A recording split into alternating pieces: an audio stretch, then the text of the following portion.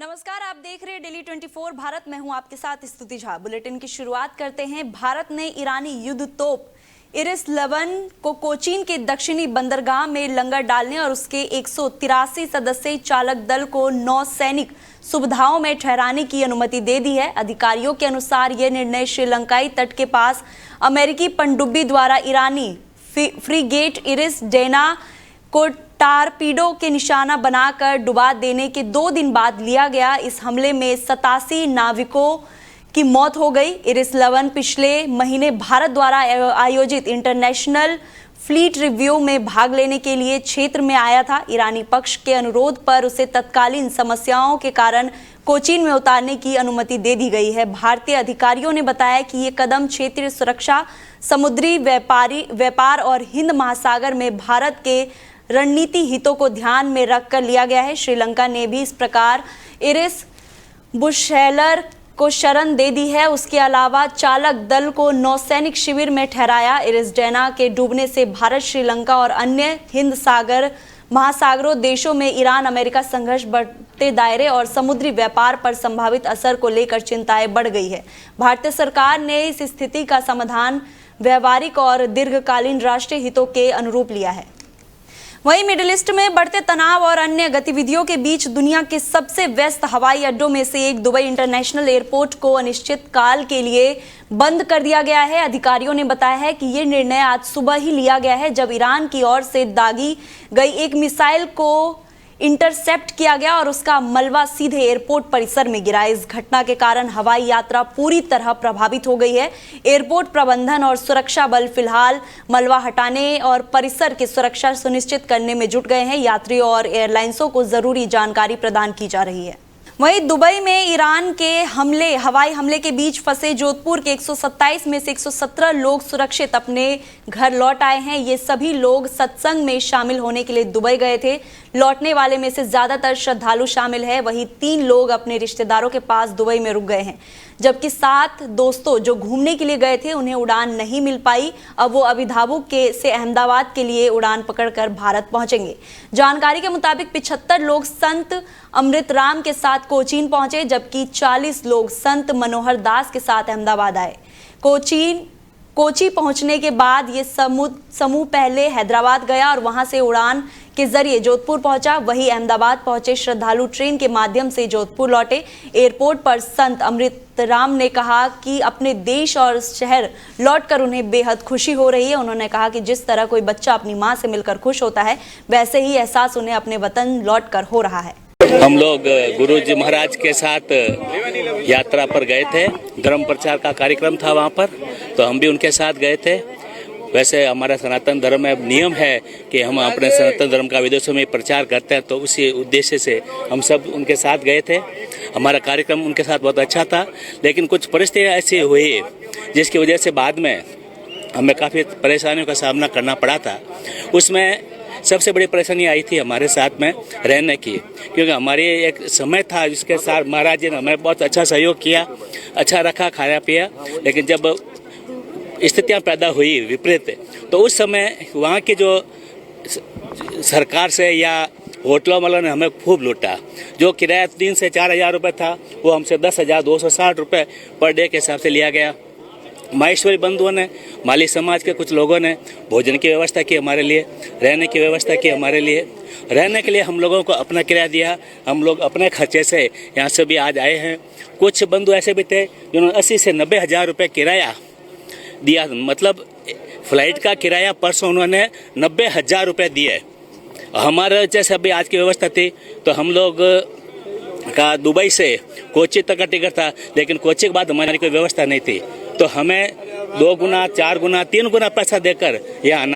डंगूरपुर जिले के सागावाड़ा विधायक शंकर लाल डेचा खाड़ी देशों में काम कर रहे प्रवासियों की सुरक्षा को लेकर गंभीर नजर आ रहे हैं। इसी को लेकर उन्होंने जयपुर में गृह राज्य मंत्री जवाहर सिंह बेमड़ से मुलाकात कर एक महत्वपूर्ण ज्ञापन सौंपा। विधायक डेचा ने मंत्री को अवगत कराया कि बागड़ क्षेत्र के 10,000 से भी अधिक लोग खाड़ी देशों में रोजगार के लिए कार्यरत है। हाल ही में अंतर्राष्ट्रीय परिस्थितियों और क्षेत्र में बढ़ते तनाव को देखते हुए इन प्रवासियों की सुरक्षा एक बड़ा विषय बन गया है। उन्होंने सरकार से आग्रह किया कि विदेशों में काम कर रहे लोगों की सुरक्षा सुनिश्चित की जाए और किसी भी आपात स्थिति में उन्हें तुरंत सहायता उपलब्ध कराई जाए। विधायक ने कहा कि राज्य सरकार के साथ साथ केंद्र सरकार को भी इस विषय पर गंभीरता से ध्यान देना चाहिए। इसी उद्देश्य से उन्होंने केंद्रीय विदेश मंत्री को भी पत्र लिखकर प्रवासी लोगों की सुरक्षा और जरूरत पड़ने पर उन्हें हर संभव मदद उपलब्ध कराने की मांग की है।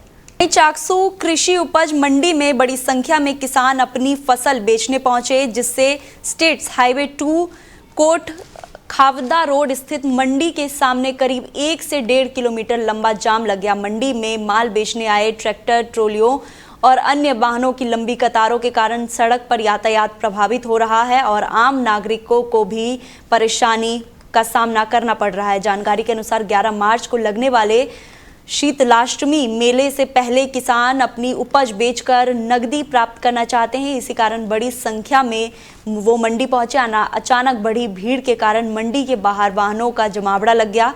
स्थिति को नियंत्रण करने के लिए पुलिसकर्मी मौके पर मौजूद रहे और यातायात व्यवस्था संभालते नजर आए। व्यापारियों का कहना है कि मंडी में इस समय सरसों का भारी आवक हो रही है, जिससे व्यवस्थाओं पर असर पड़ रहा है। स्थानीय लोगों ने मंडी और प्रशासन से आग्रह किया कि यातायात व्यवस्था को और बेहतर बनाएं ताकि आने जाने वाले लोग और किसान दोनों आसानी से अपनी गतिविधियां कर सके। वहीं जयपुर जो विश्व विरासत में शामिल और राजस्थान की राजधानी है, वो स्वच्छ भारत मिशन के नाम पर गंदगी और भ्रष्टाचार का प्रत्यक्ष प्रमाण खुलकर सामने आ रहा है। शहर के विभिन्न सार्वजनिक स्थलों पर कचरे के ढेर दिखाई दे रहे हैं, जबकि जिम्मेदार अधिकारी इस स्थिति पर नजर बंद कर सत्ता का सुख भोग रहे हैं। आम जनता इस स्थिति से परेशान है। कई लोग चिंता व्यक्त कर रहे हैं और अगर स्वास्थ्य पर असर ना पड़े तो क्या करेंगे, जबकि साफ सफाई की गड़बड़ी और व्यवस्थाओं की कमी लगातार समस्या बढ़ा रही है। शहर में सड़क किनारे, पार्क और बाजारों में कचरा और गंदगी का फैलाव आम दृश्य बन गया है। नागरिकों का कहना है कि स्वास्थ्य व्यवस्था के लिए जिम्मेदार अधिकारियों को ठेकेदार के खिलाफ कड़ी कार्रवाई होनी चाहिए। भ्रष्टाचार और लापरवाही के कारण जनता का भरोसा इस मिशन पर कम हुआ है। स्थानीय लोग और सामाजिक संगठनों की मांग है कि ऐसे जिम्मेदारों को कानून के तहत दंडित किया जाए और शहर में वास्तविक स्वच्छता सुनिश्चित की जाए। वहीं पदमपुर और श्री गंगानगर को जोड़ने वाले स्टेट हाईवे पर स्थित 18 बीबी टोल नाके को लेकर विरोध प्रदर्शन लगातार जारी है। टोल संघर्ष समिति के आह्वान पर शुक्रवार को प्रदर्शनकारियों ने चक्का जाम कर मार्ग को पूरी तरह अवरुद्ध कर रखा। प्रदर्शनकारियों का मुख्य मांग है कि टोल की समय अवधि बढ़ाई जाए और टोल बूथ हटाया जाए।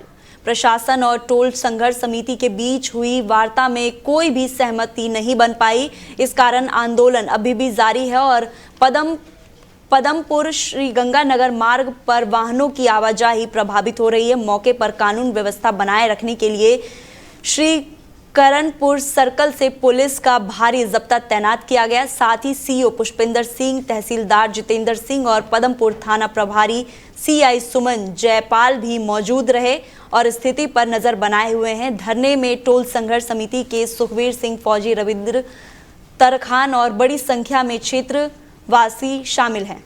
वहीं चित्तौड़गढ़ के रावत भाटा निवासी डॉक्टर अनुज अग्निहोत्री ने संघ लोक सेवा आयोग की सिविल सेवा परीक्षा 2025 में ऑल इंडिया रैंक 1 प्राप्त कर देश भर में पहला स्थान हासिल कर लिया है। इससे पहले डॉक्टर अनुज 2 बार यूपीएससी परीक्षा उत्तीर्ण कर चुके हैं। वर्ष 2023 में अपने पहले प्रयास में उन्होंने दिल्ली, अंडमान और निकोबार सिविल सेवा कैडर आवंटित हुआ था और इसके बाद उनकी नियुक्ति दिल्ली के एसडीएम के पद पर हुई थी। डॉक्टर अनुज ने एम्स जोधपुर से वर्ष 2023 में एमबीबीएस की पढ़ाई पूरी की। एम्स की ऑल इंडिया मेडिकल प्रवेश परीक्षा में उन्होंने 115वीं रैंक प्राप्त की थी। उन्होंने अपनी स्कूली शिक्षा परमाणु ऊर्जा केंद्रीय विद्यालय रावत भट्टा से पूरी की और 12वीं कक्षा में 94% अंक प्राप्त किए। पढ़ाई के साथ साथ उन्होंने टेबल टेनिस खेलना भी पसंद है। उनके पिता केवी अग्निहोत्री राजस्थान परमाणु बिजली घर की इकाई 1 और इकाई 2 के कार्यरत है, जबकि माता मंजू अग्निहोत्री गृहिणी है। ज़्यादा अच्छा महसूस हो रहा है। अभी थोड़ा समय लग रहा है प्रोसेस करने में। अच्छा, ये जो बताइए मुझे आप कि आपने जो इतनी बड़ी सफलता हासिल की है, इसमें प्रेरणा आपको मतलब मुख्य रूप से किससे मिली? प्रेरणा पूरा परिवार जिसने हमेशा सपोर्ट दिखाया है, जिसने हमेशा मुझे प्रायोरिटाइज़ करा है, मेरी मेहनत को प्रायोरिटाइज़ करा है, एग्ज़ाम को प्रायोरिटाइज़ करा, तो उसी को मैं श्रेय देना चाहता हूँ। तो सर ये क्या फर्स्ट बार में ही आपने क्लियर किया? सर फर्स्ट बार में मुझे एक दूसरी सर्विस मिली थी और थर्ड बार में मुझे ये एक जिसमें भी रिजल्ट आया है फर्स्ट टाइम।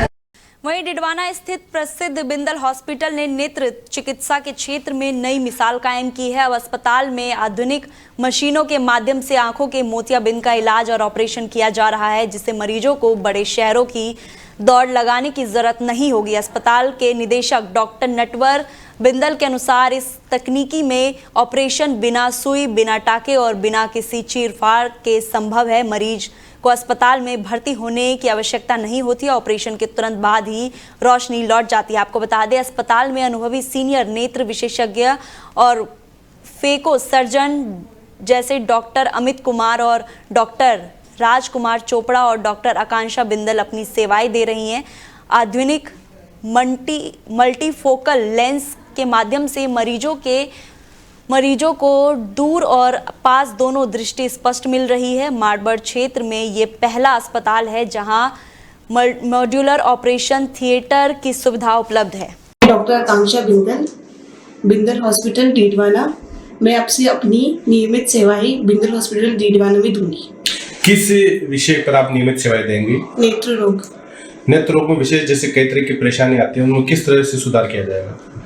उसमें सेवाएं दी जाएगी, ऑपरेशन किया जाएगा, जो मोतियाबिंद है उसको उठा के लेंस लगाया जाएगा। लेंस बहुत टाइप के होते हैं, तो जिस पेशेंट को जैसा लेंस एडजस्ट होता है, जिसको मल्टीफोकल चाहिए, तो पास का चाहिए, दूर का चाहिए, उसके हिसाब से लेंस लगाया जाएगा। मैं डॉक्टर राजकुमार चोपड़ा। मैं अत्यंत खुशी के साथ ये चीज़ आपको बताना चाह रहा हूँ कि डीडवाना क्षेत्र में, इस मारवाड़ एरिया में पहली बार ही मतलब एक मॉड्यूलर ओटी और मॉड्यूलर मशीनें बहुत ही अच्छी गुणवत्तापूर्ण उनकी सेवाएं मारवाड़ क्षेत्र में पहली बार आपको आई के क्षेत्र में नेत्र रोग विशेषज्ञ के अंदर मिलने वाली हैं। इसके अंदर मोतियाबिंद का जो ऑपरेशन किया जाएगा वो उच्च गुणवत्तापूर्ण किया जाएगा और उसमें जो है लेंस है, किस प्रकार का ऑपरेशन किया जा रहा है, क्या लेंस लगाया जा रहा है, किस विधि से किया जा रहा है, इस सब के बारे में आप विस्तार से पूछ सकते हैं और आपको उसका बारे में पूरी तरह से बताया जाएगा। और अब आपका नेत्र जो है वो एक मतलब कि एक इंसान का मोस्ट इम्पोर्टेंट ऑर्गन होता है। आँख है तो संसार है कहा जाता है। अब इसमें आप सस्ते और मुफ्त के चक्कर में अगर पढ़ते हैं तो क्या है कि जीवन जो है सुलभ नहीं हो पाता है। इसलिए आप सस्ते के चक्कर में ना पड़ के उच्च गुणवत्तापूर्ण मशीनें, अच्छी क्वालिटी के लेंस और अच्छी विधि से किया गया ऑपरेशन उसको चुने। और मैं बहुत बहुत शुभकामनाएं देना चाहूँगा सबको कि डीडवाना और मारवाड़ क्षेत्र में इस तरह की सुविधा आपको मिल रही है। आप वहीं भिवाड़ी में वरिष्ठ समाज सेवी और देश विदेश के सैकड़ों पुरस्कारों से सम्मानित डॉक्टर ग्यासी राम गुप्ता और शीश माँ सेवा ट्रस्ट की संरक्षिका श्रीमती शीशा कला गुप्ता ने अपनी 48वीं वैवाहिक वर्षगांठ के अवसर पर सन ग्लो स्कूल और लोक संस्कृति विद्या मंदिर में इसे विद्यालय परिसर के साथ सादगीपूर्ण और प्रेरणादायी तरीके से मनाया। इस अवसर पर दंपति ने मां सरस्वती के चरणों में पुष्प अर्पित कर विद्यार्थियों के उज्जवल भविष्य, ज्ञान और संस्कारों की उन्नति के लिए प्रार्थना की। विद्यालय संचालकों, शिक्षकों और विद्यार्थियों ने उनका स्वागत किया और वैवाहिक वर्षगांठ की शुभकामनाएं दी। वहीं श्री गंगानगर में पदमपुर रोड स्थित गुरुद्वारा साहिब के अंदर लोक परिवहन की बस घुस गई, जिससे थोड़ी सी लापरवाही भी बड़े हादसे का कारण बन सकती थी। घटना के समय बस के पीछे कुछ बच्चे खेल रहे थे, लेकिन वो समय रहते सुरक्षित स्थान पर चले गए, जिससे बड़ा नुकसान टल गया। सूत्रों के अनुसार ड्राइवर ने जल्दबाजी में ब्रेक की जगह गलती से रेस दबा दी, जिससे बस गुरुद्वारे की ओर बढ़ गई। आसपास के लोग, गुरुद्वारे में मौजूद श्रद्धालु दहशत में आ गए, लेकिन किसी तरह की किसी को चोट नहीं आई। घटना के बाद ड्राइवर ने अपनी गलती स्वीकार की और गुरुद्वारे के प्रशासन और लोगों से माफी मांगी। उन्होंने कहा कि ये उनकी गलती जल्दबाजी और ध्यान नहीं देने की वजह से हुआ है। स्थानीय लोग और प्रशासन ने चेतावनी दी कि ऐसी लापरवाही किसी समय बड़े हादसे का कारण बन सकती है। घटना के बाद बस और गुरुद्वारे परिसर की स्थिति को सुरक्षित किया गया और बच्चों की सुरक्षा सुनिश्चित की गई। खैरथल तिजारा पंच गौरव कार्यालय में के अंतर्गत जिला और एक उत्पा योजना पर KKI वाटिका खुशखेड़ा करौली औद्योगिक संघ में एक दिवसीय कार्यशाला आयोजित की गई। कार्यशाला में MSSE क्षेत्र से जुड़े ऑटोमोबाइल्स पार्ट्स और संबंधित उत्पादों के निर्माण तथा सेवा क्षेत्र में कार्यरत 80 से अधिक औद्योगिक इकाइयों के प्रतिनिधि शामिल हुए। कार्य के दौरान उद्यमी को उद्योग और वाणिज्य विभाग द्वारा संचालित विभिन्न योजनाओं की जानकारी दी गई। उद्यमी की समस्याओं का समाधान भी किया गया और विभाग की योजनाओं और अधिकाधिक आवेदन करने की अपील दी गई।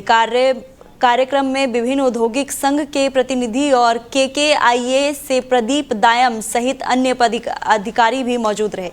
वहीं डिडवाना प्रसिद्ध करनी कथावाचक डॉक्टर करनी प्रताप सिंह अपने एक दिवसीय दौरे के तहत डिडवाना पहुंचे। इस दौरान उन्होंने सामाजिक सरोकारों से जुड़ी विभिन्न गतिविधियों में भाग लिया और युवाओं का मार्गदर्शन किया। डॉक्टर करनी प्रताप सिंह ने पूजा इंटरनेशनल स्कूल के चेयरमैन डॉक्टर बजरंग सिंह राठौर के निवास पर जाकर उनके पिता स्वर्गीय जगमाल सिंह राठौर के निधन पर गहरा शोक व्यक्त किया। उन्होंने दिवंगत आत्मा के चरित्र पर पुष्प अर्पित कर श्रद्धांजलि दी। इस अवसर पर झलझिरिया मंदिर के युवाचार्य भूदेवार्चा महाराज भी मौजूद रहे और दिवंगत आत्मा के लिए प्रार्थना की। अपने प्रवास के दौरान डॉक्टर सिंह ने दुर्गा दास राठौर राजपूत सभा और राजपूत छात्रावास परिसर का भी भ्रमण किया।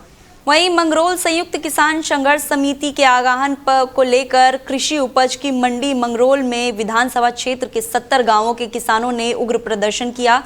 किसानों ने मुआवजा और बीमा क्लेम सहित अपनी विभिन्न मांगों को लेकर कृषि उपज मंडी के तहसील कार्यालय तक बीमा कंपनी की शव यात्रा निकालकर विरोध जताया। किसानों का आरोप है कि राज्य और केंद्र सरकार को बार-बार आवेदन के बावजूद पिछले 9 महीने से खरीफ फसल खराबे का मुआवजा और बीमा क्लेम नहीं मिल रहा है। समिति संयोजक रामचंद्र मीणा जलोदा तेजाजी ने बताया कि जिले के अन्य क्षेत्रों में किसानों को मुआवजा दिया जा रहा है, लेकिन मंगोला क्षेत्र में किसानों के साथ भेदभावपूर्ण नीति अपनाई जा रही है। मीणा ने कहा कि बीमित वाहनों के नुकसान पर क्लेम आसानी से दिया जाता है, जबकि किसानों के खेतों से बीमा राशि काटने के बाद भी फसल खराब पर क्लेम नहीं मिलता है। उन्होंने प्रधानमंत्री की बीमा योजना को केवल बीमा कंपनियों के लाभ का साधन बताते हुए चेतावनी दी कि पंचायत चुनाव से पहले कार्रवाई नहीं हुई तो आने वाले चुनावों में सरकार को विपरीत परिणाम भुगतने होंगे। वहीं टहला थाना क्षेत्र के गुलाकाबास दौसा रोड के पास खेत में रखवाली के दौरान एक युवक व्यक्ति की जलकर मृत्यु हो गई। सूचना मिलने पर टहला थाना अधिकारी मुकेश मीणा जब्ते के साथ मौके पर पहुंचे और शव को कब्जे में लेकर टहला चिकित्सालय की मर्चरी में भेज दिया गया। शव की शिखानत बारीकियों की ढाणी ग्राम थाली आदि जयपुर निवासी जगदीश बबरिया के रूप में हुई। जगदीश बबरिया मकर संक्रांति के दिन कैलाश चंद्र शर्मा के खेत में रखवाली के लिए आया था। वहां किसान की ट्रॉली के तंबू बनाकर चापाई में रहकर खेतों और पशुओं की सुरक्षा करता था। परिजन के अनुसार जगदीश शराब पीने का आदी था और घटना वाले दिन वो सुबह से शाम तक शराब के नशे में था। पुलिस को प्रताप रिपोर्ट ने बताया कि उसकी ट्रॉली में आग लगने से उसकी मृत्यु हो गई। टहला थाने में कालू राम बबरिया ने मामला दर्ज कराया। पुलिस ने शव का पोस्टमार्टम कर परिजनों को सौंप दिया और मृतक की मृत्यु के अज्ञात कारणों की जांच में जुटी हुई है।